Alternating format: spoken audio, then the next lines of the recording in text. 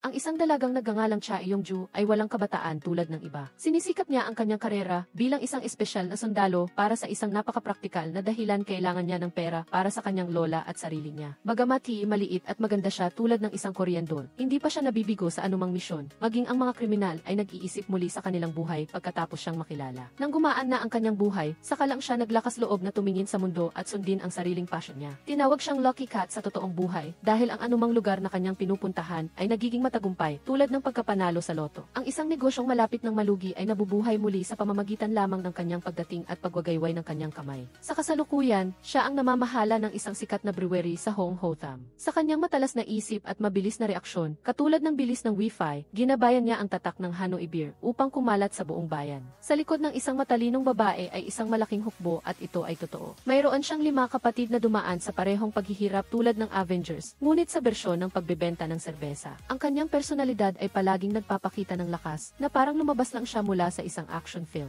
Sa totoong buhay, hindi lang siya nagbebenta ng beer, kundi marunong din siyang magtanggal ng gulo. Ang imahe niya sa mata ng mga tao ay hindi mapaghihiwalay sa kanyang uniforme. Ang mga matatanda ay humahanga sa kanya, ang mga bata ay nagtatangi sa kanya. Walang sinuman ang nangahas na galawin si Yeonju dahil sa simpleng dahilan na ang paggalaw sa kanya ay nangangahulugang kapahamakan sa sarili. Ang kanyang pananaw sa buhay ay napakalinaw habang nabubuhay pa siya. Ang kawalan ng katarungan ay hindi maaaring gumawa ng anumang gusto nito. Maaari siyang tumulong sa iba, ngunit pagdating sa pagtulong sa sarili niya, wala siyang magawa. Siya ay mayroong napakalakas na ugali, tulad ng bagyo sa ika-negatibo 12 antas. Kapag may problema, sasabak siya ng walang pag-iisip. Ang kanyang buhay ay isang mahabang serye ng mga paghihirap na sunod-sunod na dumarating na parang tren na walang hinto. At ang taong gumawa ng pinakamahirap sa kanyang paglalakbay ay walang iba kundi si Park. Pagmamay-ari niya ang isang natatanging resepe sa paggawa ng serbesa na ang isang pag-inom lang ay sapat na upang maalala ito, dahilan upang ang G-isang group pagkatapos subukan ito ay naging obsessed. Kaya, ang marketing department ay agad na inatasan ng isang sagradong misyon kunin si Minju upang iligtas ang namamatay na negosyo. Dahil sa paglitaw ng beer ni Minju, ang beer ng iba ay pinabayaan na at nagkaroon pa ng alikabok sa mga kahon na nagdulot upang ang sangay sa busan ay manghina tulad ng kawayan na kinakain ng uod. Nang narinig ni Yeonju ang balita na ang sangay ay nasa panganib na magsara, pakiramdam niya ay parang tinamaan siya ng kidlat. Hindi niya hahayaan na ang tanging resulta ng kanyang pagsisikap sa loob ng maraming taon ay mawala sa isang iglap, kaya ginagpa siya siyang panatilihin ito sa lahat ng paraan. Nagbigay ang direktor ng marketing department sa kanya ng pinakamaikling at pinakamabisang paraan pirmahan ang kontrata kay Minju. Upang mapabilis ito, hiniling niya sa kanyang nakababatang kapatid na si Chan Ivega na nagkaroon ng pagkakataong tikman ang maalamat na beer na maging insider. Hindi lamang si Chan Ivega, kundi lahat ng uminom nito ay naalala ito magpakailanman at nabighani rin siya sa mismong gumagawa ng beer. Mula sa tao hanggang sa lugar, lahat ay nagdudulot ng ganoong kasiyahan na gugustuhin mong lumipat at tumira roon. Si Chan Ivega ay hayagang humahanga kay Minju kahit na bata pa ang nakatatandang kapatid, nagagawa niyang gumawa ng beer na kasing ganda ng isang master. Hindi na siya naghintay na alukin siya at agad siyang nag-apply bilang empleyado. Hindi gaanong nababahala si Minju na may taong sumusunod sa kanya na parang isang tunay na tagahanga, ngunit sa kanyang matalas na pakiramdam na parang detective sa pelikula, naramdaman niya na ang batang lalaki ay hindi isang masamang tao. Kaya nagpa siya siyang pansamantalang tanggapin siya, na hindi niya alam na magagamit pala siya sa hinaharap. Bago umalis si Chan Ivega, maalalahanin siyang nagpadala ng ilang lata ng beer para sa kanyang pamilya upang matikman na nagpapakita ng estilo ng isang tunay na family man. Nang matikman ni Yeonju ang beer, parang nakilala niya muli ang kanyang unang pag-ibig at hindi niya napigilang humanga. Ang departamento ng marketing at ang departamento ng negosyo ay agad na nagunahan sa pagkuha ng talentong ito. Bagamat hindi pa nila siya nakikita ng personal, tiwala sila na si Minju ay isang kayamanan sa mundo ng beer. Si Yeonju ang kinatawa ng departamento ng marketing, habang si Aryum ang pinuno ng departamento ng negosyo. Habang ang dalawang panig ay naglalaban, si Minju ay kalmadong nananatili sa kanyang hardin, walang kamalay-malay na siya ang sentro ng universo. Bagamat bata pa, alam niya kung paano alagaan ang iba at laging handang gumawa ng mabigat na trabaho upang maging komportable ang lahat at siya ay banayad tulad ng isang perpektong lalaki na hinahangaan ng marami. Sa nayon, si Minju ay parang apo na minamahal ng lahat, ngunit sinasamantala rin siya ng lahat dahil alam nilang siya ay mabait at masayahin. Masaya siyang tinatanggap ang lahat dahil alam niya na pinapahalagahan siya ng tunay. Maging nang makakita siya ng mag-asawa na kailangang umuwi sa kanilang probinsya, kusang loob siyang nagtrabaho ng dagdag at nagbigay pa ng sarili niyang pera para sa kanilang pamasahe. Ang kanyang mukha ay nananatiling kalmado na parang kalalabas lang niya sa isang spa, walang anumang bakas ng pagod. Sa gabi, nakatanggap siya ng mensahe mula sa kanyang nakababatang kapatid na humihiling sa kanyang umuwi para sa kaarawan. Hindi pa niya natatapos basahin ang mensahe ay nakaramdam na siya ng kaba. Kailangan niyang bumalik sa bahay na mas malamig pa sa freezer, kung saan ang simpleng pagbubukas ng bibig ay nauwi sa awayan sa kanyang ama. Ngunit hindi siya siya maaaring hindi umuwi dahil humiling ang kanyang kapatid, kaya ipinagsapalaran niya ang kanyang buhay at bumalik. Sa kabilang banda, hindi rin maganda ang sitwasyon ni Yeonju dahil ang beer shop na kanyang pinamamahalaan ay parang isang magulong isdaan. Kung hindi siya personal na pupunta, maaaring magkaroon ng Cold War sa pagitan ng mga customer bago pa man sila uminom ng beer. Sa kabutihang palad, dumating siya sa tamang oras at sa isang sulyap lang ay naglaho ang lahat ng alitan na parang mga bula ng sabon. Ang dalawang nag-aaway na panig ay masayang nagkamayan at nangako na hindi na mag-aaway muli na para bang ang kanilang mga kaluluwa ay nalinis. Pagdating ni Minju sa bahay, hindi pa siya nakakaupo ay nagkaroon na kaagad ng tradisyonal na alitan sa kanyang ama. Kung hindi mag-aaway ang dalawang ito, tiyak na sisikat ang araw sa kanluran. Para kay Minju, ang kanyang ama ay ang tipikal na huwara ng isang patriarchal na ama at dahil isa pa siyang sundalo, mas lalo siyang naging matigas. Para naman sa kanyang ama, ang kanyang anak ay mahina na parang rice paper na nabasa ng tubig at hindi karapat-dapat na tawaging lalaki. At si Minju naman, mula pagkabata, ay nagtayo na ng isang pader na naghihiwalay sa kanya mula sa mundo dahil hindi siya makasundo sa kanyang pamilya. Sa matigas na pananaw ng ama, ang mga lalaki ay ipinanganak upang maging matatag tulad ng bakal. Kailangan nilang magpakatatag tulad ng isang tanso na estatwa anuman ang bagyo. Ang pinakatuktok ng lahat ay nang namatay ang kanyang ina. Siya ay nanatiling malamig na parang yelo sa North Pole na nagpagalit kay Minju na para siyang nasasakat ng tinik ng isda. Tiningnan niya ang kanyang ama na may pagdududa, maaari bang siya ay isang robot. Sa huli, ang namatay ay ang kanyang asawa, hindi lang isang estranghero. Pagkatapos nito, nagsalita si Minju upang ipagtanggol ang kanyang karapatan na maramdaman na nagsasabi na hindi siya iba sa iba, siya ay medyo sentimental lamang at walang masama doon. Pagkatapos, tahimik niyang inalis ang kanyang nakababatang kapatid sa bahay na parang nagdadala ng isang mahalagang pot ng cactus. Desidido si Minju na ilayo ang bata sa kontrol ng malamig na ama kahit na sa isang araw lang. Noong gabing iyon, nagpunta ang magkapatid sa amusement park para mag-relax. Pagdating pa lang ng nakababatang kapatid, nakita na niya agad ang isang cute na teddy bear sa estante sa likod. Ang kanyang mga mata ay nagniningning na parang nakatuklas ng isang kayamanan. Ngunit ang buhay ay hindi ganoon kadali. Ang teddy bear ay hindi para sa pagbili, ito ay premyo sa isang shooting game at kailangan niyang makakuha ng 50 puntos para maiuwi ang teddy bear. Pagkarinig ni Minju sa salitang shooting game, gusto na niyang umalis dahil hindi ito ang kanyang kalakasan o masasabing ito ang kanyang kahinaan. Samantala, sa isang sulok ng amusement park, naglalakad din si Yeonju na may mabigat na kalungkutan sa kanyang puso, tulad ng bigat ng isang paninda sa kalye dahil sa nalalapit na pagsasara ng sangay ng busan. Ang kanyang puso ay hindi dumudugo, ngunit tiyak na nagkaroon ito ng ilang mga bitak. Nang makita niyang gustong-gusto ng bata ang teddy bear, ngunit hindi niya makuha, nagpasya siyang maging bayani, maglaro ng laro upang ilabas ang kanyang emosyon at kunin na rin ang teddy bear para sa bata. Ang kanyang mga kamay sa paghawak ng baril ay parang isang retiradong sundalo na bumaril ng mga lata at habang siya ay bumaril, patuloy siyang bumubulong sa pangalan ni Minju na parang isang incantation.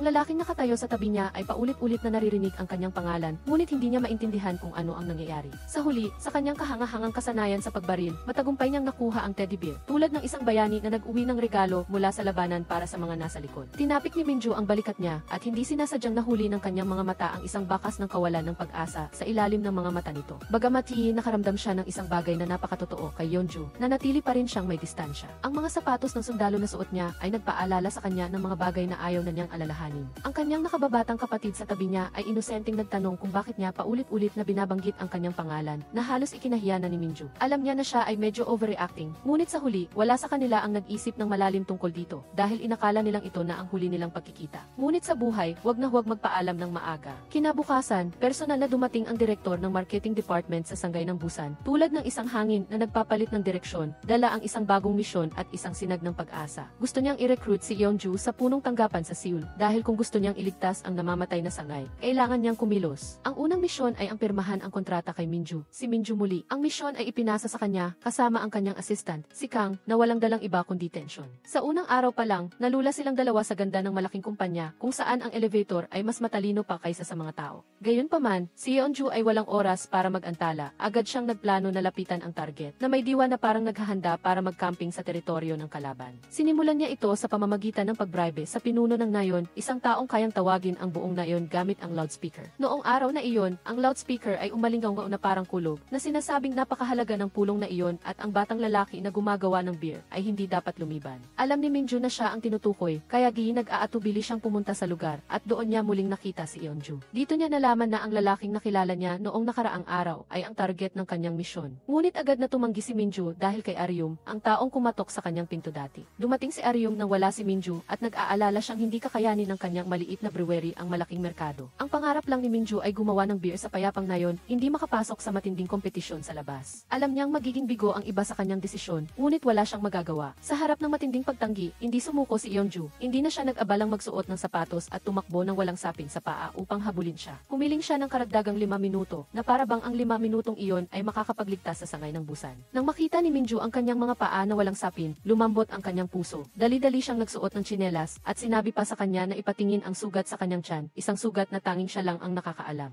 Hindi alam ni Yeonju kung paano napunta sa kanyang paa ang tsinelas, habang si Minju ay biglang nawala sa dilim na parang isang ninjang may malasakit. Sa kanyang pag-uwi, muntik na niyang mabangga ang isang aso na tumatawid sa kalsada, at mabilis siyang nagpreno, na inakala niyang masisira ang preno. Biglang sumulpot si Yeonju, na puno ng pag-aalala, at nagtanong kung okay lang siya, na halos inakala ni Minju na sumulpot siya mula sa lupa. Sa sobrang takot, pinuto ni Minju ang lahat ng pag-asa na muling magkikita pa sila. Hinarangan na kita, huwag ka nang lumapit. Siya ay natulala, habang siya ay umuwi na galit at pumasok sa kanyang lihim na silid na parang isang nasaktang pusa na nangangailangan ng oras para magmuni-muni. Hindi pa rin sumuko si Yeonju at sinundan siya hanggang sa kanyang destinasyon. Hindi pa man niya nakakatok ang pinto, nakita niya na may usok na lumalabas sa silid ng direktor at inakala niyang nasusunog ang bahay. Ngunit lumabas na nagmumuni-muni lang si Minju na may kasamang scented candle. Dahil hindi niya alam ang daan patungo sa ikalawang palapag, ipinakita niya ang kanyang kakayahan bilang isang dating espesyal na sundalo sa pamamagitan ng pagdaan sa lubid, na tahimik na lumapag sa lupa na parang isang tunay na ninja. Sa mismong sandaling iyon, balak ni Minju na buksan ang pinto. Ngunit pagkarinig niya ng ingay, nabuksan ang kanyang puso sa takot dahil inakala niyang mayroong panganib. Nang makita niya ang mukha ni Yeonju na nakasilip, muntik na siyang mawala sa kanyang estado ng pagninilay. Sa gulat, sinabihan niya itong bumaba kaagad dahil delikado ito. Ngunit ginamit ni Yeonju ang pagkakataon para pilitin siyang tanggapin ang kanyang paumanhin, kung hindi, aakyat ako ulit. Sa kanyang pagkalito, tumango na lang siya at matagumpay siyang lumapag na parang isang superhero na katatapos lang ng kanyang misyon.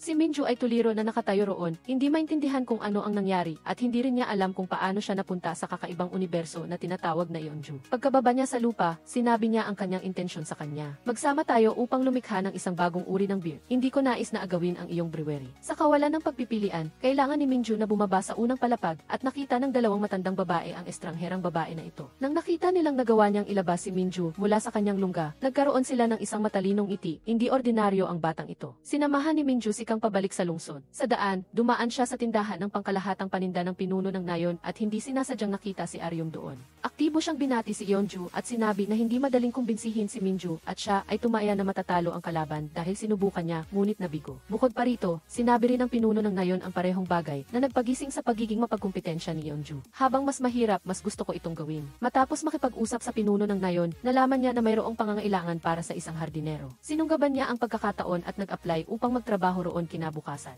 Sa wakas, mayroon na siyang dahilan upang magtrabaho sa hardin sa tabi ni Minju. Kinabukasan, maagang dumating si Yeonju, ngunit hindi niya inaasahan na haharangin siya ng pinuno ng nayon. Mula sa araw na iyon, may utos sa nayon na huwag papasukin si Yeonju sa nayon. Nalaman na inutusan pala ni Minju ang pinuno ng nayon at ang dalawang tiyahin na gawin ang lahat upang hindi makapunta si Yeonju sa kanyang hardin. Dahil siya ang pinakamayaman sa nayon, malaki ang kanyang impluensya. Alam ni Yeonju na hindi niya makukumbinsi ang pinuno ng nayon, kaya ginamit niya ang kanyang huling paraan. Ibinigay niya ang isang dosenang dekalidad na supplements na tumama sa kahinaan ng kanyang kalaban. Kaya, nalampasan ni Yeonju ang unang hamon at nagulat ang pinuno ng nayon kay Minju. Hindi ko siya mapigilan dahil napakalakas niya. Sa puntong ito, umaasa na lang si Minju sa dalawang tiyahin, bagamat lumitaw silang matapang. Ngunit ang kahinaan ng dalawang tiyahin ay ang kanilang malambot na puso, kaya din ang sinabi ni Yeonju na siya ay gutom. Bakit hindi mo alagaan ang sarili mo? Huwag mong gawin yan sa sarili mo. Halika rito at kumain. Pansamantalang nangunguna si Yeonju. Pagkaalam sa balita, agad na hinanap ni Minju ang dalawang tita niya, habang sinabi naman ni Yeonju na siya ay ulila sa magulang. Dahil dito, lalo pa siyang kinaawaan ng dalawang tita niya. Ang kawawa namang bata ito. Matagumpay na nakuha ni Yeonju ang simpatya ng dalawa. Ang misyon ni Minju ngayon ay pakiusap. Huwag mo na itong gawin, hindi ko magbabago ang isip ko. Pero walang salita niya ang pumasok sa pandinig ni Yeonju, kaya nagmatigas ito. Ginamit ni Minju ang huling alas niya na tawagan si Chan Ivid, pero hindi niya alam na naunahan na siya ni Yeonju. Sinadya niyang ipaghintay ang kanyang kapatid sa opisina, kaya ginamit ni Chan Ivid ang abala bilang dahilan para hindi makarating. Pansamantalang naubusan siya ng paraan at si Yeonju ay nagtagumpay sa unang hakbang. Sinamantala niya ang oras ng trabaho para mag-imbestiga tungkol kay Minju. Nalaman niya na ang kalaban ay sensitibo at hindi gusto ang ingay. Hindi komportable na hinahawakan ng iba ang kanyang katawan, lalo na ang kanyang balat na sensitibo kapag nadidikit sa hanger ng damit. Ngunit si Minju ay isang taong maalalahanin sa mga tao sa paligid niya. Nang makita si Yeonju na nagtatrabaho sa ilalim ng araw, agad siyang nagdala ng tubig tubig para ialok sa kanya. Hindi niya inaasahan na sa sandaling iyon, nadapa si Yeonjo kaya napasubsob siya papunta sa kanya. Nang makita ito, agad na umupo ang dalawang tita niya para manood ng magandang eksena, ngunit hindi nila inaasahan na dahil sa pambihirang galing nito. Ikinaway ni Yeonjo ang kanyang mga pakpak at lumipad pabalik sa dating pwesto. Ang batang ito ay talagang hangal. Agad na nabasa sa mukha ng dalawang tita niya ang pagkabigo, habang si Minju ay nagulat sa eksena. Sa kabilang banda, si Aryum ay pinagalitan ng sales manager. Hindi mo ba nakikita na ginagawa ni Yeonjo ang lahat para makalapit kay Minju? Anong ginagawa mo rito? Kahit sinabi ni Aryum na may iba siyang paraan, ayaw na nitong makinig sa anumang paliwanag at sinabing kumilos na siya. Samantala, si Yeonjo ay labis na inaalagaan ni Minju. Alam niya kung ano ang kailangan ni Yeonjo. Alam niyang gusto niya ang matatamis at maging ang paraan ng pagtali niya sa kanyang buhok ay nasa kanyang palad. Malamig sa labas, ngunit mainit sa loob at walang iba kundi siya. Hindi nila inaasahan na ang eksena kung saan tinatalian niya ang buhok nito ay makikita ng dalawang tita niya. Hoy, mga tao, akala ni Yeonjo sa oras na iyon ay tinanggap na siya nito. Hindi niya inaasahan na pagkapasok ng dalawang tita niya, agad siyang tinaboy nito. Kahit na ayaw niya, humingi pa rin si Yeonjo ng pahintulot na lumabas. Ngunit hindi siya madaling sumuko, kaya kinabukasan, pumunta siya sa beer bar para maging unang customer. Uminom siya hanggang sa malasing siya, dahil muntik nang maubos ni Yeonjo ang beer stock. Walang nagawa ang punong bayan kundi tawagan si Minju para humingi ng tulong. Ngunit hindi nila alam na iyon ay bitag ni Yeonjo. Sa huli, si Minju ang naghatid sa kanya pabalik sa bayan at naging matagumpay ang kanyang misyon. Sa oras na iyon, may beer festival sa bayan at abala ang lahat sa paghahanda. Walang nagawa si Minju kundi hayaan si Yeonjo na umupo sa isang tabi para magpahinga mula sa kalasingan habang tumulong siya sa iba. Ngunit hindi niya inaasahan na wala pang isang oras, naubos na ng tiyan ni Yeonjo ang dami ng yeast. Nagising siya sa pagkagulat ng lahat. Para hindi maging walang silbi, inilabas ni Yeonjo ang kanyang mabilis na mode upang tumulong sa lahat. Sa puntong ito, nagsimulang mag-imbento ng mga gawain ang dalawang tita at hinila si Yeonjo sa isang tabi at sinabi sa kanya na pumunta sa likod ng bundok para kumuha ng ilang gulay na horsetail. Nagtataka si Yeonjo dahil hindi naman panahon ng gulay na iyon, paano siya makakahanap. Ngunit ayaw magpaliwanag ng dalawang tita at pilit na ipinadala si Yeonjo sa likod ng bundok. Pagkatapos ay nagpanggap sila sa harap ni Minju na nag-aalala, natatakot akong maligaw ang bata sa bundok. Maraming ligaw na hayop doon, baka mapanganib at hindi pa niya kabisado ang lugar. Sa huli, matagumpay na niyang naudyukan ang kabaitan ni Minju at napilitan itong pumunta sa likod ng bundok para hanapin siya. Pagdating ng gabi, nakita niya ito na nakaupo sa isang abandonadong bahay sa bundok. Nang tanungin niya, nalaman niyang balak nitong manatili doon magdamag. Sa puntong ito, natuklasan niya na napakalakas ng survival skills ni Yeonjo. Madali siyang nakagawa ng apoy para painitin silang dalawa. Nagtaka si Yeonjo kung bakit siya kinamumuhian nito. Hindi kita kinamumuhian. Dahil tuwing nakikita kita, naaalala ko ang dating ako. Ang kanyang ama ay isang sundalo at ang gusto niyang anak ay isang malakas na tao. Hindi yung umiiyak sa bawat pagkakataon na tulad niya. Sa mata ng kanyang ama at ng lahat, siya ay kakaiba lang. Palagi pala noong bata si Minju na inisip ang kapakanan ng iba hanggang sa naabuso siya ng kanyang mga kaklase. Dahil dito, naramdaman ni Minju na walang halaga ang kanyang katapatan. Nang sa wakas ay bumuti ang lahat sa tabi ng kanyang ina, mabilis siyang iniwan ito. Sa libing, imbis na aliwin ng ama ang kanyang anak, sinampal pa niya ito ng malakas sa mukha. Dahil hindi niya pinapayagan na maging mahina ang kanyang anak, direkta itong nagtulak kay Minju sa kailaliman ng buhay. Iyan ang dahilan kung bakit tuwing nakikita ni Minju ang militar na sapatos ni Yeonjo, nailang siya. Dahil ipinapaalala nito sa kanya ang kanyang patriarkal na ama. Nang marinig ito ni Yeonjo, agad niyang tinanggal ang kanyang sapatos at inilagay sa isang tabi para hindi siya ma-pressure. Sa sandaling ito, pinayuhan din ni Yeonjo si Minju na, hindi ka kakaiba, isa kang mabuting tao. Hindi madaling maging mabuting tao, alam mong masasaktan ka, ngunit ginagawa mo pa rin ito. Nagkaroon din si Minju ng ibang pananaw kay Yeonjo, hindi niya inaasahan na ganoon siya kasensitibo. Pagkatapos, nag-overnight silang dalawa sa bundok. Ito ang unang pagkakataon na nakatulog ng komportable si Yeonjo sa labas. Marahil ay dahil naramdaman niyang ligtas siya sa tabi ni Minju. Pagkatapos, magkasama silang bumaba ng bundok. Sa kabilang banda, naisip ni Aryum ang sinabi ng kanyang boss, "Huwag mo akong pilitin na ikumpara ka kay Yeonjo." Kaya maagang pumunta si Aryum sa bayan ni Minju.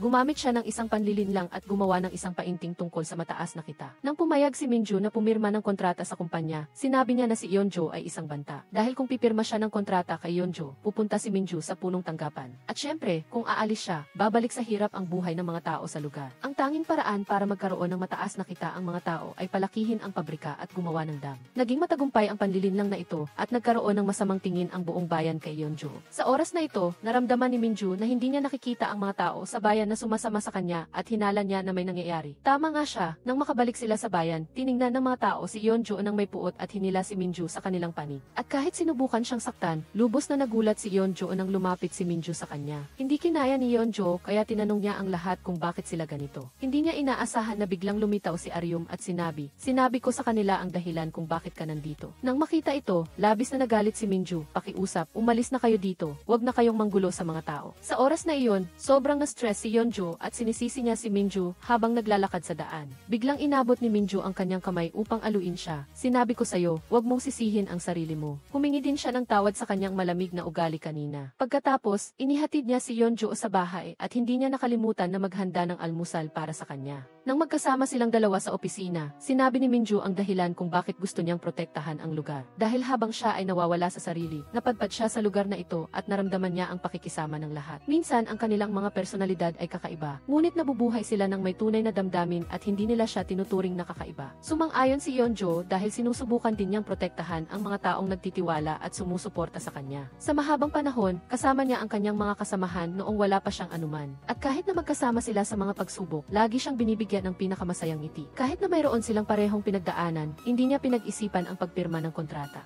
Hindi sumuko si Yeonjo kaya sumali siya sa festival ng bayan. Hindi ako aalis hanggang hindi nawawala ang pagkakaintindihan ng mga tao sa akin. Lumitaw din si Aryum at sinabing, ako rin. Gustong makipag-usap ni Yeonjo ng personal sa kanya at sinisi siya. Hindi mo sinabi ang masamang epekto ng merger sa lahat. Kung magme-merge, ibig sabihin, mapapasailalim ang lugar na ito sa Jisung Group at sila ang magdedesisyon sa lahat. Sa katagalan, tatanggalin nila ang lahat ng tao dito. Para na rin itong pag-aabot ng lahat sa kanila. Ano na lang ang mangyayari sa mga tao dito? Nangyari na rin iyon maraming taon na ang nakakaraan sa Jisung Company. Ginamit nila ang paraan na iyon para sakupin ang merkado. Ngunit iba ang layunin ni Yeonjo. Gusto nilang magkasama na gumawa ng bagong klase ng beer at si Minju ang magbibigay ng beer para sa kanila. Wala itong kinalaman sa buhay ng mga tao dito. Maaari pa rin silang mamuhay ng payapa tulad ngayon. Nang marinig ito, hinamon ni Aryum si Yeonjo na sabihin sa kanila ang katotohanan. Hindi ko kailanman gagamitin ang paninira sa kalaban para makamit ang aking layunin. Sa oras na ito, may problema sa bayan dahil halos maubos na ang beer sa festival at wala na ring natitira sa bodega. Ngunit ang kanilang festival ay hindi pa opisyal na nagsisimula. Ang mas malala pa, sinabi ng supplier ng beer na sa susunod na linggo pa sila makakapag-deliver. Hindi maaaring maubusan ng beer sa beer festival. Sa oras na ito, bumalik si Minju at ang lahat sa bodega para kunin ang lahat ng natitirang beer. Si Yeonjo lang ang pumili ng ibang paraan ng paglutas. Nakipag-ugnayan siya kay Assistant Kang at hiniling sa direktor na aprubahan ang kanyang aplikasyon. Pansamantala, kukuha siya ng beer mula sa kumpanya para maresolba ang problema. Mabilis silang umalis patungo sa bayan, ngunit hindi inaasahan na naaksidente sila sa daan.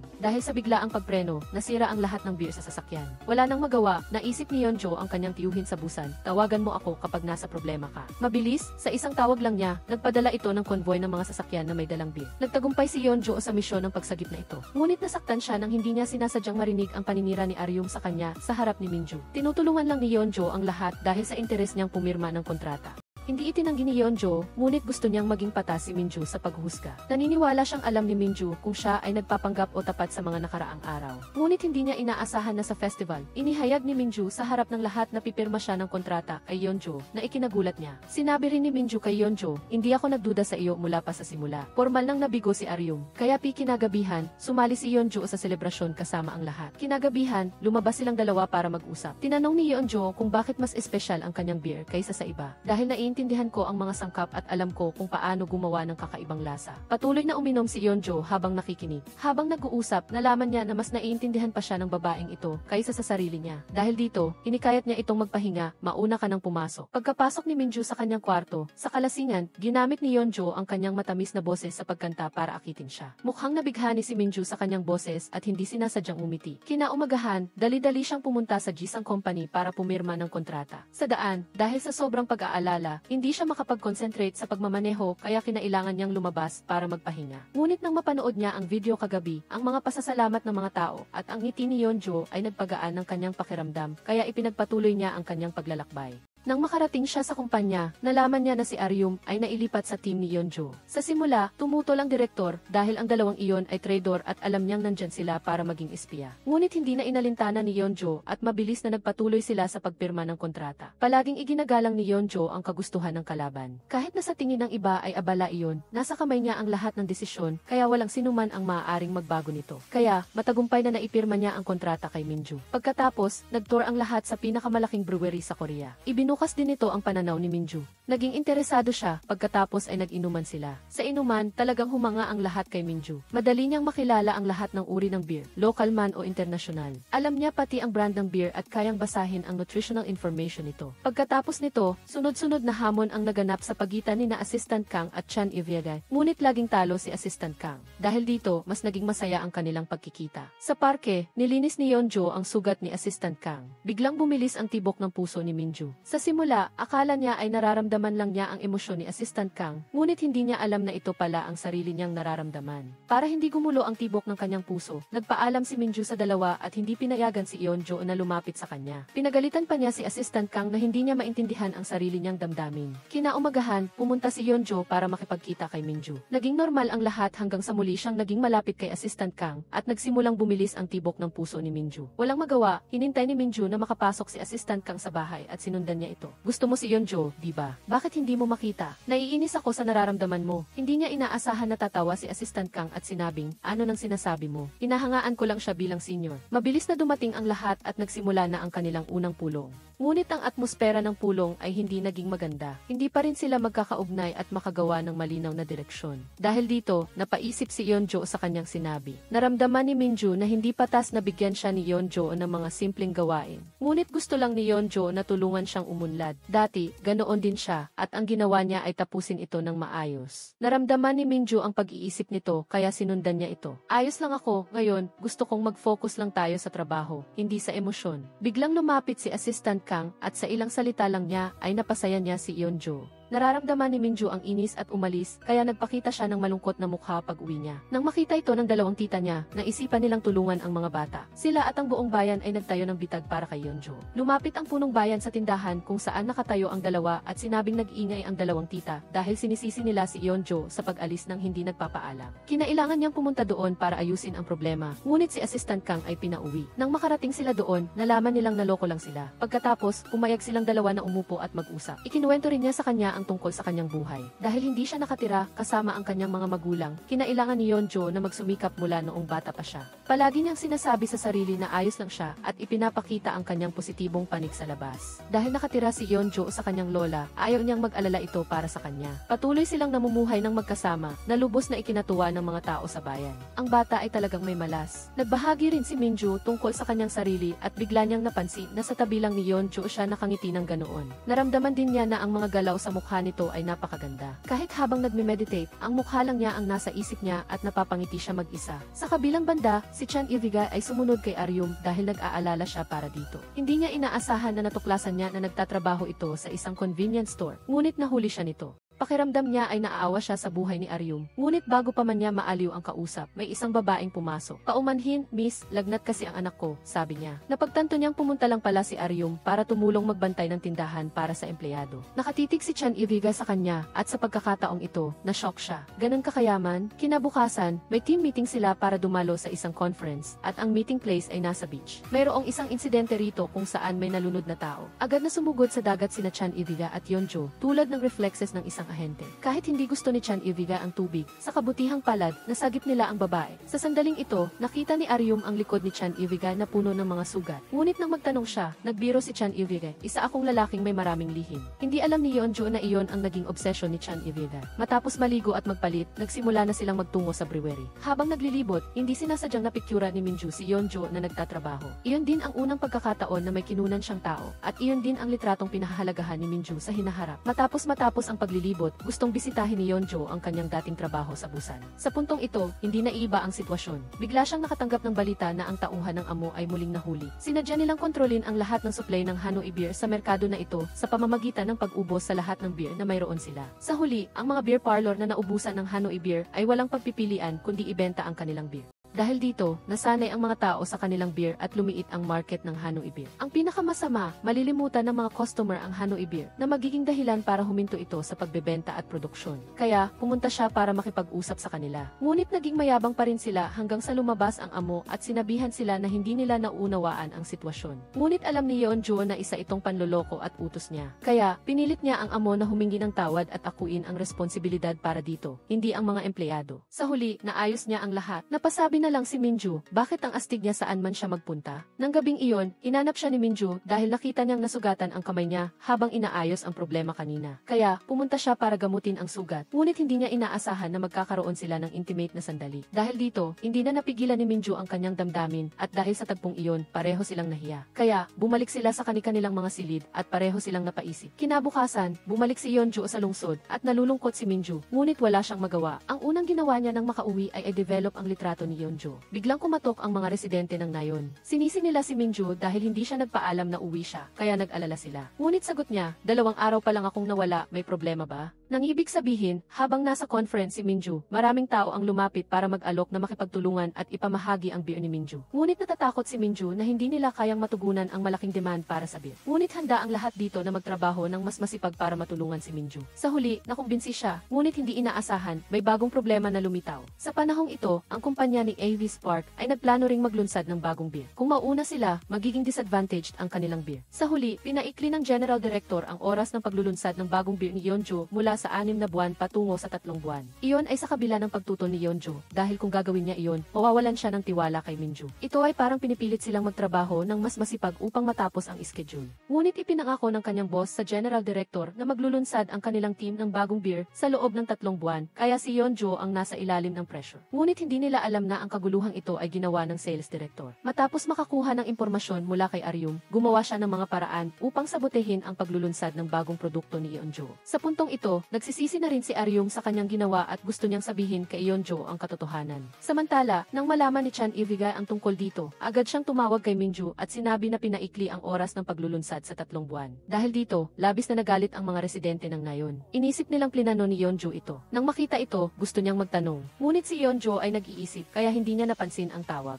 Hanggang sa nakasalubong niya si Chan Ivigay, ate, may malaking problema. Sinabi ko na kay Minju na pinaikli ang oras ng paglulunsad ng produkto. Nang marinig ito, agad na tinawagan ni Yeonju si Minju, ngunit hindi niya ito maabot. Kaya, sa gitna ng gabi, nagmaneho siya papunta sa nayon upang makipag-usap sa kanya. Ngunit nang dumating siya, pinauwi siya ni Minju nang walang sinasabi, kaya labis na nakonsensya si Yeonju. Ngunit hindi niya alam na pinauwi siya ni Minju para protektahan siya. Alam ni Minju na galit ang mga tao sa nayon at maaaring may mangyaring masama kung makikita nila si Yeonju. Pagkatapos nito, nagsimula si Minju na magtimpla ng beer upang makahabol sa deadline. Samantala, dahil sa matinding pressure at lungkot sa nangyari kagabi, bumili si Yeonju ng alak at uminom. Sinabi niya sa kanyang lola na gusto na niyang tumigil sa kanyang trabaho. Ngunit ang pinaka nagpapabigat sa loob ni Yeonju ay ang paglabag niya sa pangako niya sa taong iyon. Agad na nagtanong ang kanyang lola kung sino ang taong iyon dahil hindi pa niya ito nababanggit kailanman. Alam ng lola niya na may nararamdaman na ang kanyang apo para sa lalaking iyon. Sa ilang paraan, masaya rin siya para kay Yeonju. Biglang natuklasan ni Yeonju na tila maisadyang nananabotahe sa paglulunsad ng bagong produkto. Kaya, kinabukasan, ibinigay niya ang pinakabagong plano at diskarte kay Aryum. Agad siyang tinawag ng direktor sa kanyang opisina para kausapin. Alam na ni Yeonju ang mangyayari, kaya kinuha niya ang folder at diretsahang kinausap ang sales director. Ipinahayag ni Yeonju na si Aryum ay nasa ilalim na niya at isa na siyang subordinate. Kung gusto niya ng karagdagang impormasyon, maaari siyang lumapit sa kanya at hindi kay Aryum. Pagkatapos ng trabaho, kinausap ng pribado ni Yeonju si Aryum.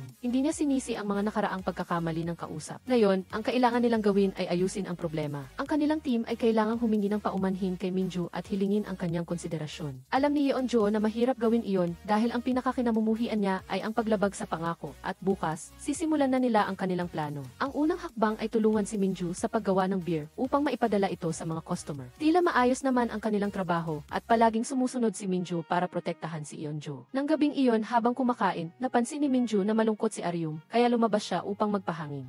Sa halip na Minju, si Chan Yuvigay ang nag-udyok sa kanya na aliwin si Aryum na nagpahayag ng kanyang nararamdaman na siya ay napakahirap sa ngayon. Wala siyang anumang tagumpay sa trabaho, hindi man lang siya kinikilala at natatakot siyang magkaroon ng problema sa anumang gagawin niya. Hindi tulad dati, lagi siyang kinikilala at nagtatrabaho ng husto ng walang takot sa anuman. Upang itago ang kanyang pagkadismaya, gumamit siya ng mga panlabas na bagay para itago ito na nagbibigay sa kanya ng higit na kumpiyansa. Ngunit nang makita niya si Yeonju, iba ang enerhiya nito kaysa sa kanya. Nabigo siyang maitago ang kanyang pagiging pagiging mahina. Sa kanyang isipan, patuloy niyang inihahambing ang sarili sa iba na nagdulot sa kanya ng pagkasuklam sa sarili. Dinala ni Minju si Yeonjo sa kanyang secret room. Humanga siya sa arrangement sa loob at pagkatapos ay pinapasok siya ni Minju sa photo developing room. Ang kakaiba, sa dami ng mga litrato, tanging litrato niya lang ang naroon. Sa simula, hindi niya ito masyadong pinansin, ang litratong ito ay sa akin na ngayon. Ngunit hindi pumayag si Minju. Sinabi naman ni Yeonjo na, ito ang litrato ko, kaya may karapatan ako. Sa kanilang pag-uusap, nalaman niyang siya ang unang tao na pinapasok niya rito. Siya rin ang unang taong kinunan niya ng litrato. Tila naintindihan ni Yeonjo ang ibig sabihin nito, kaya nagdahilan siya para makalabas. Kinabukasan, naging matagumpay ang unang paghahatid ng produkto. Nang gabing iyon, umuwi si Minju dahil mailakad sila ng kanyang kapatid. Nang makarating siya, nalaman niyang may mahalagang bisita sila ng gabing iyon, ang taong nagligtas sa kanya 7 taon na ang nakalipas. Gustong-gusto ni Minju na makita ang kanyang tagapagligtas, ngunit hindi niya inaasahan nang bumukas ang pinto. Si Yeonjo ang pumasok. Gulat at tuwa si Minju. Ngunit iba si Yeonjo. Mula nang malaman niyang si Minju ang iniligtas niya noon, nagbago ang kanyang ekspresyon at umiiwas siya rito. Alam niyang may nagawa siyang mali. Sa katunayan, nang gabing iyon, dahil iniligtas niya si Minju, hindi niya narinig ang tawag ng kanyang lola. At nang makauwi siya, nakita niya ang kanyang lola na walang malay. Sinisi niya ang kanyang sarili na hindi siya nakauwi ng mas maaga, kaya hindi alam ni Yeonjo kung paano haharapin ang kanyang nararamdaman. Sa panahong ito, lumala ang sakit ng kanyang lola, ngunit itinago niya ito kay Yeonjo. Kinabukasan ay kaarawan ni Aryum. Gusto niyang makasalo ang kanyang mga magulang dahil bihira itong mangyari sa kanya. Napakabisi ng kanyang mga magulang, kaya wala siyang magandang birthday celebration. Ngunit sa huli, umalis din sila, naiwan siyang mag-isa. Nagkataon na dinala ni Chan Il-viga ang kanyang mga kapatid dahil kaarawan ng bunso nilang kapatid. Inggit si Aryum sa pagmamahalan sa pamilya nila. Sa kanilang pag-uwi, nagkasalubong sila. Ipinakilala ni Chan Il-viga si Aryum sa kanyang mga kapatid. Binati ni Aryum ang kapatid, parehas pala tayo ng birthday. Sinamantala ni Chan Il-viga ang pagkakataon at binati rin siya ng happy birthday. Bagamat simple lang ang birthday cake, tuwang-tuwa si Aryum. Kinabukasan, pumunta ang buong team sa Nayon para subukan ang bagong produkto. Nakita ni Yeonjo na nakaupo ang mga tao sa gazebo, kaya lumapit siya. Sinisi nila siya na iniwan niya ang sitwasyon ng hindi inaayos. Nalaman niya na simula ng gabing iyon, hindi tumitigil si Minju sa pagyayabang na siya ang nagligtas sa kanya, na sinasabi niya sa lahat ng kanyang makasalubong, na ikinabibingi nila. Medyo natuwa si Yeonjo pagkatapos marinig ito. Sa oras na ito, tumakbo si Minju para salubungin siya. Kahit na sa loob niya ay hindi niya sinisisi ang kausap. Hindi alam ni Yeonjo kung bakit siya hindi komportable. Pagkatapos, sinimulan nilang tikman ang beer. Ngunit ang problema ngayon ay ang kalidad at presyo. Kung ganito, hindi maabot ng beer na ito ang lahat ng customer. Kaya sinimulan nilang pag-aralan itong muli. Sa kabilang banda, kinausap ni Minju si Yeonjo ng pribado. Gusto niyang malaman kung bakit siya umiiwas sa kanya. Ngunit hindi alam ni Yeonjo kung paano magpapaliwanag. Sasabihin ko sa iyo kapag naayos ko na ang aking nararamdaman. Sa sandaling ito, dumating si Assistant Kang at nagulat na inatake sa puso ang ama ni Aryum. Kaya kailangan niyang pumunta agad sa ospital. Si Aryum ay na-shock kaya hindi siya makapirma sa form ng operasyon. Lumapit si Yeonjo at hinimok siya. Hindi natin dapat palampasin ang golden hour para sa paggamot. Ito ang panahon para maging mas mature ka. Pagkatapos, dinala niya si Aryum upang bumili ng diapers at iba pang personal hygiene products. Alam niya na pagkatapos ng operasyon, hindi na kayang alagaan ni Aryum ang kanyang sarili, kaya kailangan niyang matutunan kung paano linisin ang kanyang ama. Naintindihan ni Yeonjo ang lahat ng ito dahil pinagdaanan na niya ito. Sa kabilang banda, inasikaso na ni Minju ang bayarin sa ospital ni Aryum. May utang din siyang buhay, kaya may pagkakataon na tulad nito, handa siyang tumulong. Pagkatapos, sinabi ni Minju na hihintayin niya si Yeonjo na makauwi. Ngunit nakita siya ng lola niya mula sa itaas, umakyat ka dito. Hindi naintindihan ni Minju ang nangyayari. Nang umakyat siya, nalaman niya na ikinuwento pala ni Yeonjo sa lola niya ang tungkol sa kanya, na labis niyang ikinatuwa. Napansin ng lola ang pag-aalala ni Minju sa kanyang apo, kaya ngumiti siya ng may kasiyahan. Tila ipinagkatiwala na niya si Yeonjo kay Minju. Habang nanonood sila ng pelikula, nakatulog si Yeonjo. Nakita ito ng lola at sinabi niya kay Minju, alagaan mo siya ng ganito sa hinaharap ha? May sasabihin ako sa inyo na sikreto, lola. Gusto ko po si Yeonjo. Kinabukasan, nang magising siya, nabasa niya ang mensahe ni Minju at nalaman niyang alam na nito ang dahilan. Nalaman niya ang dahilan kung bakit hindi siya komportable sa kanya at humingi siya ng paumanhin. Nalaman niyang noong gabing iyon, ikinuwento rin ng lola niya sa kanya ang tungkol sa pag-ospital nito. Nag-aalala ang bata dahil nahuli siyang umuwi, kaya sinisisi niya ang kanyang sarili, sabi ng lola. Alam ni Minju na dahil iyon sa pagliligtas niya sa kanya. Tiningnan niya ang paligid at napansin na parang wala siyang anumang hilig. Wala siyang oras para gawin ang kanyang mga mga hilig, sabi niya. Sa sandaling ito, nagpasya si Minju na tulungan si Yeonjo na mabawi ang kanyang pagkabata. Ang dahilan kung bakit siya naging sundalo ay para sa mga bayarin sa ospital ng kanyang lola. Ipinagpalit ng batang babae ang kanyang kabataan para sa kanyang lola, kaya mahal na mahal siya nito. Ngayon, nangako rin si Yeonjo sa kanyang lola na hindi na siya mag-aalala. Kung babalik ang oras, ganoon pa rin ang gagawin niya. Pagkatapos, nang bumalik siya sa nayon, narinig niya ang balita na may malaking landslide kagabi dahil sa malakas na ulan. Pagkarinig nito, agad na naisip ni Yeonjo si Minju dahil hindi niya ito matawagan kaninang umaga. Nang hindi na nag-iisip, tumakbo siya sa bundok at hindi niya inaasahang makikita siya na nakaupo sa parehong bahay kubo na inupuan niya dati. Pinagalitan niya ito, bigla ka na lang nawala kaya nag-alala kaming lahat. Huwag mo na itong gagawin ulit ha? Pagkatapos noon, nag-usap sila. Si Minju ang unang humalik sa kanya. Kahit ganoon, ayaw pa ring tanggapin ni Yeonjo na may nararamdaman siya para sa kanya. Nahihiya siyang bumaba sa bundok ng mas maaga. Ngunit ang mas kinatatakutan niya ay ang sobrang pag-aalala ni Minju sa kanya sa harap ng lahat. Wala siyang magawa kundi kausapin siya ng pribado. Ngunit pinagbawalan niya si Minju na tingnan siya ng may pagmamalasakit at gumawa ng anumang ganoong kilos. Hinarap ni Minju ang kanyang mukha at sinabi, "Huwag kang magsisi." Nang gabing iyon, uminom si Minju at Chan Ivige para maglabas ng sama ng loob. Nag-aalala si Chan Ivige sa blind date ni Aryum, habang si Minju naman ay natatakot na baka masyado siyang matagal maghintay kay Yeonjo at wala ring mangyari sa huli. Sa kabila nito, kinabukasan ay nagpasya pa rin siyang maghintay at si Chan Ivige naman ay walang hiya-hiyang pumunta sa date ni Aryum. Ngunit hindi niya alam na ang nasa isip ni Aryum ay ang kanyang imahe. Habang nakikipag-usap sa kanyang blind date, nakita ni Aryum si Chan Ivige na sumisilip mula sa labas. Kaya, nagpasya siyang kanselahin ang date at pumunta sila ni Chan Ivige sa dagat. Dagat, dagat, gising na. Sigaw niya na ikinahiya ni Chan Ivige. Hindi niya inaasahang umamin si Aryum at niyayang mag-date si Chan Ivige. Na-shock si Chan Ivige, hindi niya inaasahang darating ang kaligayahan ng ganito kabilis at opisyal na silang naging magkasintahan. Sa kabilang banda, si Yeonjo naman ay patuloy na nalulunod sa kanyang imahinasyon. Kahit na sinubukan niyang ayusin ang sarili ng maraming beses, hindi siya makawala. Pagkatapos, nagtipon ang lahat sa nayon. Dito, inihayag ni Chan Ivige na opisyal na silang nagde-date ni Aryum. Nagulat ang lahat at mas lalo pa silang na-shock nang malaman na si Aryum ang unang umamin. Inisip ni Yeonjo na may problema si Aryum, habang si Minju naman ay sadyang dinededma siya. Sa pakiramdam ni Yeonjo, parang bata si Minju. Sa oras na ito, ang marketing director ay hinamon ng sales director. Hanggang ngayon, wala pa rin daw silang bagong beer na nagagawa. Kaya, tinawag niya agad si Yeonjo sa kumpanya. Nang matikman niya ang beer na ginagawa nila, labis siyang nadismaya at sinisi si Yeonjo na hindi niya ginagawa ng maayos ang kanyang trabaho.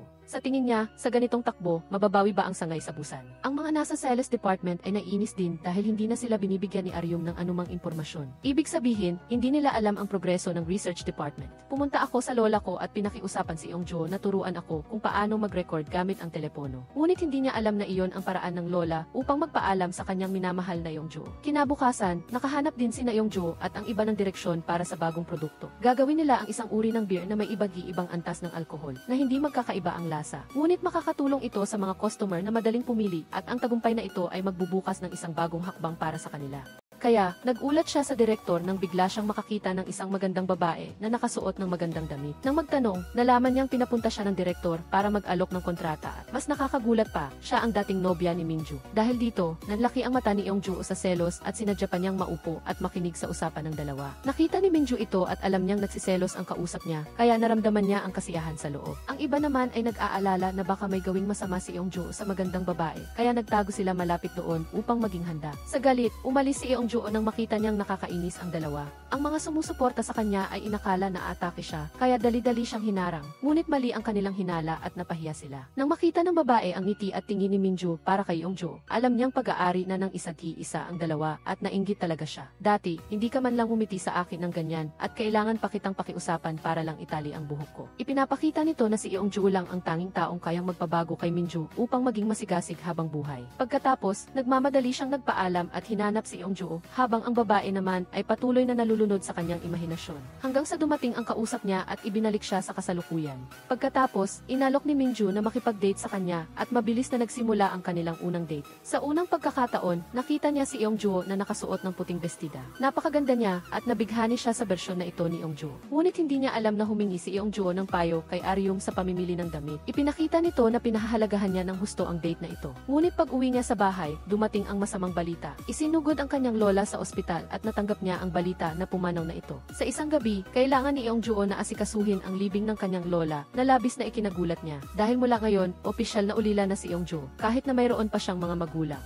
Ngunit noon, tinalikuran na niya ang kanyang anak, kaya sa mata niya, isa lang itong estranghero. Ang tanging iniwan ng lola sa kanya ay ang paalam na mensahe na na-record niya. Noong umaga, pinakuha rin ng lola si Yongjo ng isang litrato. Napakaganda nito at doon niya naramdaman na malapit na pala siyang mamamatay, kaya tahimik siyang nagpaalam. Ngunit sa sandaling ito, wala na siyang oras para magdalamhati kundi oras para ayusin ang libing ng lola. Dumating din ang mga tao sa nayon para aliwin siya. Nalaman ni Minjo ang nararamdaman ni Yongjo. Hindi siya okay tulad ng ipinapakita niya, kaya sinundan niya si Yongjo palabas. Ngunit hindi inaasahan na una pa siyang umiyak kaysa sa kanya. Nadama ni Yongjo na mas nasasaktan pa si Minjo kaysa sa kanya. Kaya, niyakap ng dalawa ang isag-iisa at umiyak upang ilabas ang lahat. Pagkatapos mamatay ng lola, humingi si Yongjo ng mahabang bakasyon. Ang kailangan niyang gawin ngayon ay ayusin ang kanyang damdamin at lahat ng bagay. Sa sandaling ito, magulo talaga ang kanyang nararamdaman nang biglang dumating si Minjo at sinundo siya pauwi sa nayon. Nalaman niyang nag-aalala ang mga tao dito na baka malungkot si Yongjo ng mag-isa. Kaya, sinadya nilang mag-organisa ng isang sports event upang tulungan siyang gumaan ang loob at ito ay naging matagumpay. Minsan, medyo walang kabuluhan ito, ngunit nagpataas ito ng emosyon ni Yongjo. Ang dahilan kung bakit siya napaiyak ay ang pag-aalaga ng mga tao na parang pamilya. Palagi silang nagbibigay ng pinakamasarap na pagkain kay Yongjo at ito rin ang dahilan kung bakit pinahahalagahan ni Minjo ang lugar na ito.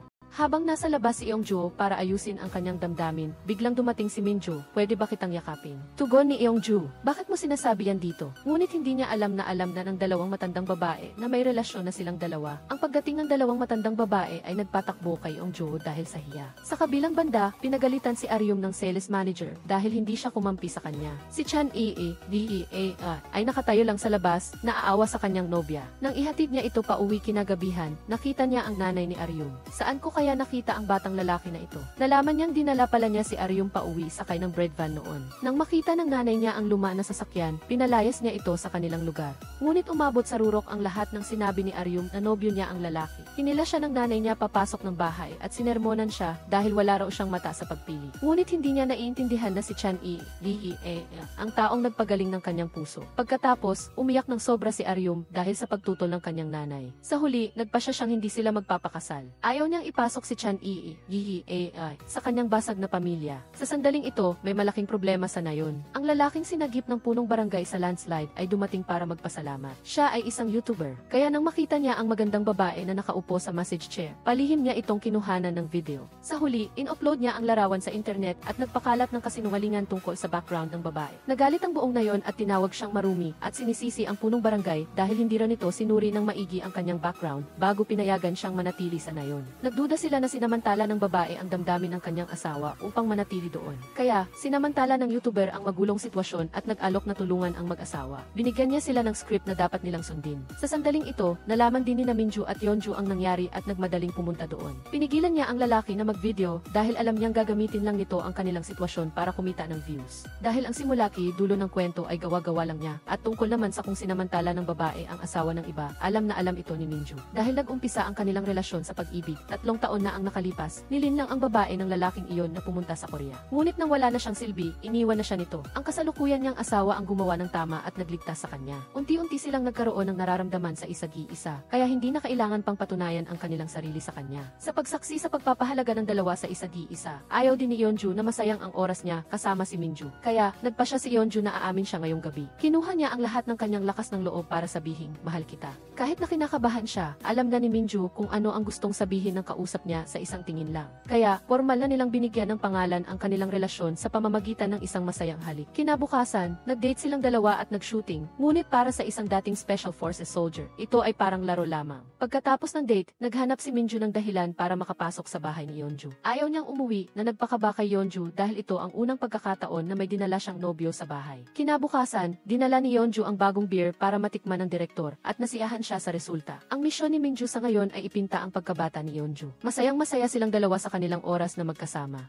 Nang mapuri ng kanilang mga superior ang kanilang beer, ang susunod na kailangan nilang gawin ay bigyan ito ng pangalan. Hindi nila alam kung anong pangalan ang maaaring sumaklao sa lahat ng kahulugan at mag-iwan ng magandang impresyon sa mga gumagamit. Biglang nakatanggap si Yongjo ng senyales mula sa lahat na kahit na iba-iba ang kulay at antas ng alkohol, nananatili pa rin silang iisang koponan. Kaya, naisip ni Yongjo ang pangalan para sa kanila turgazer. Sumang-ayon ang lahat sa pangalan na ito. Sa ngayon, iniaalok nila ito sa mga direktor at empleyado para matikman. Tila, nasiyahan ang lahat sa lasa na ito dahil napaka-refreshing nito. ito. Ngunit hindi inaasahan, nang dumating ang oras ng pagtatasa, gumawa ng masamang hakbang ang sales manager. Siya at ang kanyang mga tauhan ay nagbigay ng maraming magkasalungat na opinyon sa lahat. Sa halip na bigyan nila ito ng 5 puntos, binago nila ito at ginawang 2 puntos. Dahil dito, mas naging mahirap ang desisyon na ilabas ang bagong beer. Bagaman di alam ni Aryum na may ginagawang masama ang sales manager, wala silang ebidensya. Sa ngayon, naghihintay pa rin si Yeonju para sa kinabukasan at naniniwala siyang magbibigay ang presidente ng patas na pagsusuri. Kahit na sinabi ng kanyang direktor at ng sales department na mabibigo sila at pinapayuhan si Yeonju na sumuko, hindi siya nagpakita ng pag-aalala sa labas. Ngunit sa loob-loob, nagdududa na rin siya sa kanyang sarili. Hindi niya alam kung magiging matagumpay siya o hindi. Salamat na lang at nariyan si Minju upang aliwin siya. Mabilis na dumating ang araw na titikman ng presidente ang beer at ang resulta ay hindi nabigo si Yeonju. Nakita niyang napakasarap ng beer at pasok sa standard para ilabas. Hindi inaasahan, agad itong pinigilan ng sales manager. Hindi ba nakita ninyo na napakababa ng internal rating? Kaya nagbigay ng suhestyon si Minju. Kung gayon, mag-organisa tayo ng external beer testing. Ipapasa ko ang beer na ito para lumahok sa International Secret Beer Competition. Kung mananalo, ilalabas ang beer. Magkakaroon sila ng buong karapatan sa bagong beer na ito habang inilalabas ito. Masayang pumayag ang presidente at mabilis na ibinalita ng dalawa ang magandang balita sa lahat. Ang susunod nilang hakbang ay ang paghahanda ng beer para sa paparating na kompetisyon.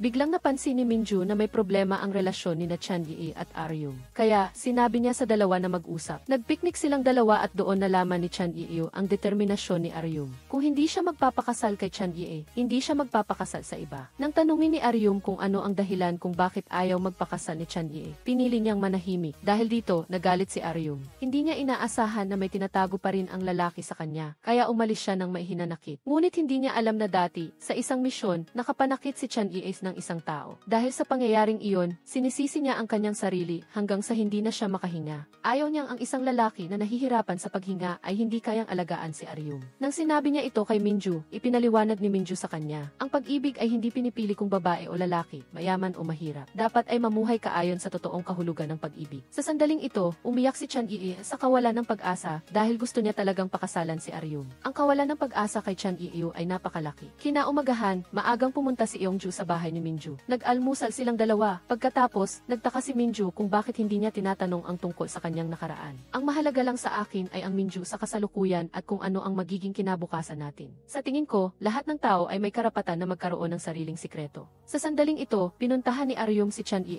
para mag-usap. Nagdesisyon din siyang ibunyag ang kanyang sikreto sa kanya. Dinala niya si Aryum sa isang firing range. Talagang natakot si Aryum kay Chan Yi nang makita niyang baliw na baliw itong bumaril. Natakot ka na agad, nakapatay na ako ng tao noon. Pagkatapos, dinala niya si Aryum kumain at sinabi din niya ang dahilan kung bakit siya bumukod sa kanyang pamilya. Pagkatapos niyang mag-retire sa serbisyo, palagi siyang ginugulo ng pangyayaring iyon. Sa tuwing kumakain siya, ang naiisip lang ni Chan Yi ay puro dugo. Palagi siyang nasusuka at naapektuhan ang buhay ng kanyang pamilya. Kaya, naisip niyang bumukod para hindi niya sila madamay. Isa pa, hindi siya humihinga ng normal at minsan ay hindi niya na ito magawa. Palagi siyang may dalang gamot na talagang nakakatakot kay Aryum. Biglang inatake si Chan Yi at hindi siya makahinga kaya dali-dali siyang tumakbo palabas. Ayaw niyang makita ng kanyang nobya ang kanyang itsura, ngunit hinabol siya ni Aryum at niyakap siya. Tinatanggap niya ang lahat ng iyon, basta nasa tabi lang niya si Chan Yi. Sa kabilang banda, dinala ni Yeonju si Minju sa kainan ng nayon at nakita niya ang kanyang tatay at ang iba pa roon. Sa simula, awkward ang atmosfera, ngunit salamat sa kasiglahan ng dalawang matandang babae, naging masaya ang lahat. Ngunit nang mag-usap na sina Minju at ang kanyang tatay, nag-away na naman sila. Sa kawalan ng pagpipilian, binigyan ni Yeonju si Minju ng isang misyon makipag-usap sa kanyang tatay, at inumin ang lahat ng beer na ito. Sa simula, awkward ang dalawa. Sinisi ni Minju ang tatay niya dahil hindi ito pumunta sa libing ng lola ni Yeonju. Pumunta ako, pero hindi ako pumasok. Simula nang mamatay ang nanay mo, takot na ako sa mga ganitong lugar. Kaya pala siya nakasuot ng uniforme sa libing ng asawa niya. Ito pala ang paraan niya para itago ang kanyang kahinaan. Umiyak siya noong natutulog si Minju at nag-alala siya para sa kanyang anak, ngunit ginawa niya ito ng palihim. Nang nalaman ni Minju ito, naramdaman niyang mali siya sa lahat ng ito. Sabi mo, marunong kang bumasa ng damdamin ng tao. Bakit hindi mo mabasa ang sa tatay mo? Sinisiri ni Minju ang kanyang sarili sa hindi pag-aalaga. Sa sandaling iyon, ayaw niyang malaman kung ano ang iniisip ng kanyang tatay. Kaya, nagkabati ang mag-ama at tinapos nila ang lahat ng beer na ibinigay ni Yeonju. Pag-uwi nila, lasing na ang asawa niya. Sinisi niya ang asawa dahil naging malamig daw ito sa kanya. Gusto niya na titingnan siya ng asawa niya nang mailambing tulad ng pagtingin ni Minju kay Yeonju at gusto niya na magluto ito para sa pamilya. Hiniling niya na magkita nagkikita silang dalawa isang beses sa isang linggo para matuto ang kanyang asawa kay Minju. Biglang nagising ang bunsong anak at nagsabi, "Nanay,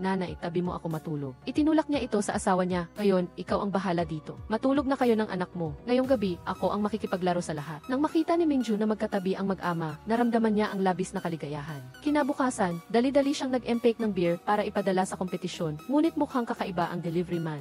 Dumating na ang oras upang ipahayag ang resulta ng kompetisyon. Nag-aalala si Yeonju na baka masayang lang ang kanilang pagsisikap. Bukod pa rito, hanggang ngayon ay wala pa rin si Minju. Sa huli, hindi sila binigo ng tadhana. Nanalo ng unang gantimpala ang beer na Turgeza. Nang bumukas ang pinto, pumasok si Minju sa tamang oras. Matapos matanggap ang parangal, lumapit siya sa sales manager. "Ihinto ka na ba?" Nalaman niyang may problema sa delivery man, kaya binasa niya ang kaisipan ng kausap niya. Pagkatapos, nagbanta siya na kung may gagawin ang delivery man na makakaapekto sa order na ito, magkasama silang pupunta sa istasyon ng pulis. Dahil dito, matagumpay nilang naihatid ang order sa kompetisyon. Kaya, nagdiwang sila ng magkasama, ngunit nang dumating ang araw na ilalabas ang unang batch, nagkaroon ng problema. Hindi may pamahagi ni Minju ang produkto dahil hindi pareho ang lasa ng batch na ito sa sample na kanilang inilabas. Kaya, nagdesisyon si Minju na kanselahin ang buong unang batch at ipagpaliban ang araw ng paglabas. Ngunit hindi sumang-ayon si Yeonju dahil mawawala ang kanilang kredibilidad sa mga nationwide retailer. Samantala, ayaw ni Minju na mapansin ng mga customer sa hinaharap ang pagkakaiba sa lasa ng bawat batch. Gusto niyang pare-pareho ang kalidad tulad ng instant noodles na gawa sa production line upang maging matatag sa puso ng mga customer tulad ng isang living monument. Ngunit malaking pera ang nagasto sa batch na iyon, kaya hindi talaga sumang-ayon si Yeonju sa ginawa ni Minju. Kaya, nagkabanggaan ang dalawang panig na parang isang quality inspection team at isang grupo ng mga tagapangalaga ng reputasyon. Bawat isa ay puno ng sigasig na parang nasa labanan at ang kinahinatnan ay isang pagsabog ng kaguluhan. Sa huli, nagpasya si Yeonju na isumite ang sasakyan sa nakatataas, ipinaubaya ang desisyon sa mga taong mas malaki ang sahod. Ang tanging tungkulin na lang niya ngayon ay sumunod nang hindi na nag-iisip pa para maiwasan ang sakit ng ulo. Ngunit habang nag-ulat siya sa kanyang boss, hindi niya alam kung dahil ba sa pagkahumaling o sa pagkawala ng katinuan. Hindi sinasadyang inulit ni Yeonju ang ideya ni Minju na ayaw niyang maalala ng mga customer ang internal drama kapag tiningnan nila ang produkto sa hinaharap. Bunga nito, binuhusan siya ng direktor ng isang serye ng galit na parang ulan sa Hulyo at ang huling desisyon ay ipagpatuloy ang pagpapadala ng batch na parang normal lang. Nang marinig ito, tanging magagawa ni Yeonju ay tumingin sa langit ng walang magawa at nag-type ng apology message para kay Minju bilang isang banayad na paraan ng pagtubos. Samantala, ang subordinates ng sales director, nang marinig na nahihirapan ang team ni Yeonju sa kalidad, ay agad na nagsumbong. Ang boss na ito, natuwang-tuwa na parang may nahuling ginto, ay agad gumawa ng isang ulat na naglalantad tungkol kay Peter Giser at ipinadala ito sa media upang tuluyang sirain ang reputasyon ng marketing team. Kinagabihan pagkatapos ng trabaho, nagulat si Yeonju nang makita si Minju na tahimik na naghihintay sa kanya na parang eksena sa isang Korean drama na walang cut. Kumain sila ng magkasama, ngunit ang atmosphere ay awkward na parang dalawang bagong lipat na katrabaho. Nang mag-aumpisa na sanang mag-open up si Minju, tumunog ang telepono ni Yeonju na parang kampana sa templo na nagpawalang saysay sa kanilang nagsisimulang pag-uusap. Pagkatapos nito, nagpasya si Minju na umalis at nag-iwan ng isang malungkot na paalam at ang kanyang pagiging desidido ay biglang nagpadama kay Yeonju ng kirot na parang kumain siya ng sili. Nang gabing iyon, pareho silang may malaking problema na kinikimkim, ngunit walang sinuman ang nag-inom ng alak para magbahagi, kaya bawat isa sa kanila ay lumikha ng sarili nilang mundo. Naiinis si Yeonju dahil tahimik siyang nagtitiis, habang siya naman ay nababasa ni Minju na parang isang bukas na libro. Hindi rin masaya si Minju dahil gusto niya talagang makipag-usap sa kanya, ngunit hindi niya alam kung paano magsisimula. Kinabukasan, biglang dumating ang dalawang tiyahin ni Yeonju na parang mga angel ng logistics dahil alam nilang hindi niya kayang alagaan ang sarili, kaya nagluto at naglinis sila na parang mga mapagmahal na ina. Habang nagkukwentuhan, ibinunyag ng tiyahin na minsan nang nawalan ng malay si Minju dahil sa sobrang trabaho na parang gumagawa siya ng serbesa para iligtas ang mundo. Nang marinig ito, lubos na nagulat si Yeonju at agad na nagpunta sa bahay ni Minju. Itinapon ang lahat ng lohika sa bintana. Sinenermonan niya ito dahil hindi siya nagbabahagi at kinikimkim ang lahat ng problema at sinabing sa pag-ibig, ang pinakamahalaga ay ang pagbabahagi na pantay-pantay na parang pagtimbang ng mga bagay sa palengke. Ayaw niyang magsakripisyo si Minju nang mag-isa na parang nagmamahal siya ng walang kapalit. Lalo na niyang ayaw makitang naghihirap ito dahil pakiramdam niya ay may utang siya sa nakaraang buhay. Kaya, iminungkahi niya na mag-break muna sila para ayusin ang kanilang mga sarili at saka na sila mag-usap muli. Ang mungkahi na ito ay parang nagpatay ng kuryente sa emosyon ni Minju, ngunit pumayag pa rin siya. Kaya, pansamantalang naghiwalay sila na parang dalawang matalik na magkaibigan na nag-away dahil sa remote ng Z. Sa kabilang banda, patuloy pa rin si Chan Il sa kanyang estratehiya na bilhin ang loob ng pamilya ng kanyang magiging asawa kahit na hindi nasisiyahan ang kanyang magiging biyenang babae. Ngunit nakakagulat na nagawa niyang isama ang biyenang lalaki para mag-almusal na ikinagulat ng nanay. Gayunpaman, hindi pa rin siya pumapayag, ngunit hindi sumuko si Chan Il. Tunay na isang estratehikong manugang. Kinaumagahan, naghanda si Yeonju na pumunta sa nayon sa dahilan ng pag-inspeksyon sa susunod na batch ng produkto. Ang mukha niya ay lumiwanag na parang araw hanggang sa pagbukas niya ng pinto at nakita si Minju na nakatayo roon. Nagulat siya na parang nakakita ng multo at sinubukan niyang isara ang pinto para iwasan siya, ngunit huli na ang lahat. Nag-agawan sila ng bahagya na parang sa isang romance movie at pagkatapos ay nahulog siya sa kanyang mga bisig na parang itinadhana. Nalaman niya na dumating si Minju para sabihin ang totoo na hindi niya gusto ang mga aktibidad na tulad ng pagbaril dahil napakawalang kwenta nito na para siyang nasa isang klase ng national defense. Ang nakakagulat ay ito ang unang pagkakataon na narinig niyang diretsahang sinabi ni Minju ang mga bagay na hindi niya gusto at pagkatapos ay nagkabati sila na parang isang sinigang. Habang masaya sila, malapit nang sumabog ang kumpanya dahil nailathala na ang artikulo at nagsimula nang magreklamo ang mga customer. Ang mga nakatataas ay nagalit na parang nawala ng wifi, ngunit buti na lang at kalmado si Aryum. Natuklasan niya na ang problema sa artikulo ay tiyak na galing sa loob ng kumpanya dahil imposibleng maging ganoon kabilis ang reaksyon ng mga customer. Sa pag-imbestiga, nalaman na ang subordinate ng sales director ay hindi sinasadyang naibunyag ang kanyang boss. Nang walang pag-aalinlangan, pumasok sina Aryum at Chan Iviga sa computer nito na parang mga tunay na hacker at nakuha ang ebidensya na siya nga ang mastermind. Dinala nila ang ulat sa isang pulong at ibinunyag ang masamang plano ng direktor. Sa puntong ito, mayroon siyang dalawang pagpipilian: ayusin ang problema sa sarili niyang kamay o umalis ng walang paalam. Galit na umalis, nabangga niya si Minju sa pasilyo. Sa sobrang galit niya, hinawakan niya ang kwelyo ni Minju at sumigaw, "Kasalanan mo ang lahat. Mabuti na lang at dumating si Kang sa tamang oras para ibalik siya sa kanyang katinuan." Pagkatapos, pumasok si Minju sa opisina para kausapin siya ng pribado at nang tingnan niya ang kanyang mga mata, nakita niya ang pag-ibig na dating nararamdaman niya para kay Jisang. Ngunit ang kasakiman ang nagligaw sa kanya. Dati siyang masigasig, tulad ni Yeonju, at umakyat sa kasalukuyang posisyon dahil sa kanyang kakayahan. Ngunit dahil sa isang maling desisyon, hinila niya pababa ang buong grupo. Ang kumpanya ngayon ay parang isang barko na may butas. Ngunit ang pinakamahalagang bagay na kailangang gawin ay harapin ang grupo na nagpakalat ng impormasyon. Agad na isinuot muli ni Yeonju ang kanyang uniforme mula sa militar na ikinagulat ni Minju dahil sa kanyang matinding aura.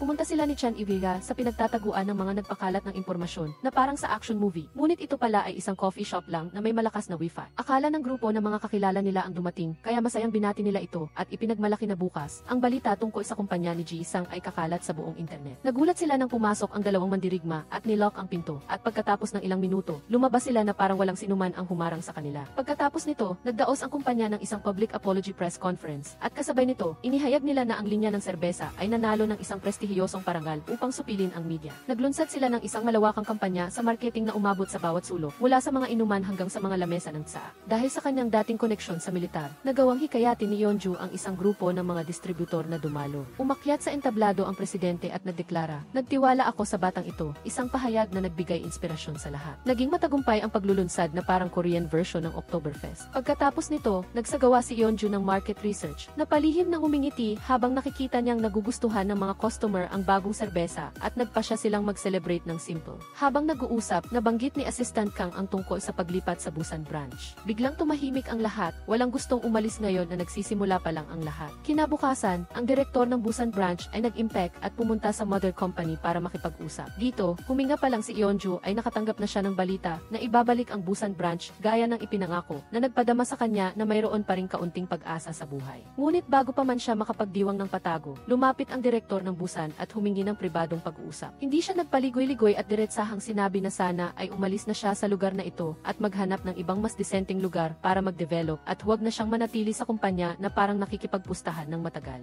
Sinabi rin niya ang dahilan kung bakit niya ito pinili noon, hindi dahil sa magandang resume o malakas na isip, kundi dahil mayroon itong isang bagay na napakabihira noon: organisadong pagiging mapanganib. Kahit hindi niya alam kung magagawa niya ito o hindi, naniniwala pa rin siyang magagawa niya ito, na bagaman parang mapanganib, ay napaka nakakakumbinsi. Sa sandaling ito, biglang lumabas si Assistant Kang na parang sumulpot mula sa sahig at nagbigay ng isang nakakagulat na pahayag, "Gusto kita, ate." Ngunit huwag siyang mag-alala, sinabi niya ito, hindi para bigyan siya ng pressure, kundi para lang malaman niya, at tahimik siyang aatras na parang isang bigong ninja. Medyo nalito si Yeonju, ngunit naantig din ang kanyang puso, na parang binalot siya sa isang basang rice paper. Ipinagpatuloy ni Assistant Kang ang kanyang paninindigan na hindi niya layuning pahirapan siya, gusto lang niyang maging tapat sa kanyang nararamdaman. Hindi pa man niya napupunasan ang kanyang mga luhang dulot ng pagkaantig, umuwi si Yeonju na mabigat ang loob na parang may dala siyang isang kaldero ng hotpot, at nagsimula siyang seryosong mag-isip tungkol sa pag-alis sa trabaho. Sa isang hindi inaasahang pangyayari, nalaman niya na ang mukhang inosenteng katrabaho na si Kang ay nagbabalak ding lumipat ng trabaho. Nang hindi pinapalamig ang kanyang emosyon, sinamantala niya ang oras ng tanghalian upang magsulat ng resignation letter. Nanginginig ang kanyang kamay ngunit masaya ang kanyang kaluluwa. Si Aryum, na may pagiging tiktik, ay mabilis na napansin ang kanyang intensyon at hindi lamang hindi siya pinigilan, kundi sinuportahan pa siya ng buong puso.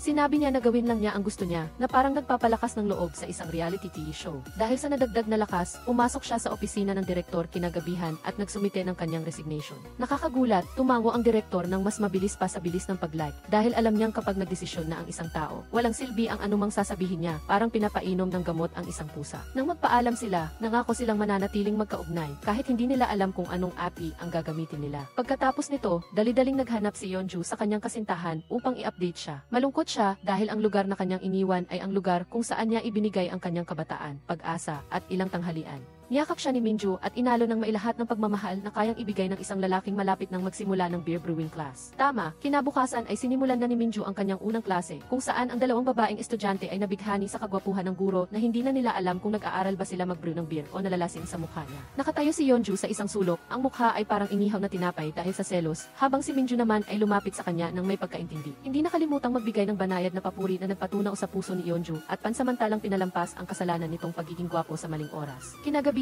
nakatanggap si Minju ng isang hindi inaasahang tawag mula sa kanyang ama, isang lalaking hindi madaldal. Ngunit sa pagkakataong ito, sinabi nitong namimiss niya ang kanyang anak at gusto niyang umuwi ito para magluto ng noodles para sa kanya. Nagulat si Minju at natigilan ng ilang segundo na parang bida sa isang pelikula at agad na umuwi kasama ang kanyang kasintahan para bisitahin ang kanyang ama. Nakakagulat, ang dating malamig na ama ay nagbago na parang isang artista sa telebisyon. Tinanggal ang kanyang malamig na maskara upang maging isang mapagmalasakit na ama na marunong magluto. Ang ina, na dating madalas na nagtitiis, ay naantig na parang nanalo sa loto nang gayain siya ng kanyang asawa na magpaganda. Samantala, lakas loob na dinala ni Chan Iyo ang kanyang kasintahan upang ipakilala sa kanyang mga kamag-anak. Ngunit bago pa man sila kabahan, nalaman niya na wala ang buong pamilya, kaya tuwang-tuwa siya at sinamantala ang pagkakataon na ipakita ang kanyang sa kanyang kasintahan bilang isang uri ng birth certificate ng kanilang pag-ibig. Ito ay isang top secret na impormasyon dahil ang mga miyembro lang ng pamilya ang nakakaalam ng kanyang tunay na pangalan at ngayong alam na niya, ibig sabihin ay opisyal na siyang miyembro ng pamilya. Samantala, nagdaos ang ngayon ng isang maagang birthday party para sa dalawang matandang tiyahin na nagdesisyon na maglakbay para mag-relax sa nalalabing bahagi ng kanilang buhay. Iba ang pinili ni Yeonju na landas, hindi paglalakbay, mananatili siya at magbubukas ng sarili niyang tindahan. Sinisimulan ang kanyang paglalakbay bilang isang maliit na may-ari ng negosyo na malaya at may estilo. Nagtipon-tipon ang kanyang mga kaibigan para mag-celebrate, ngunit hindi nagtagal ang kanilang kasiyahan.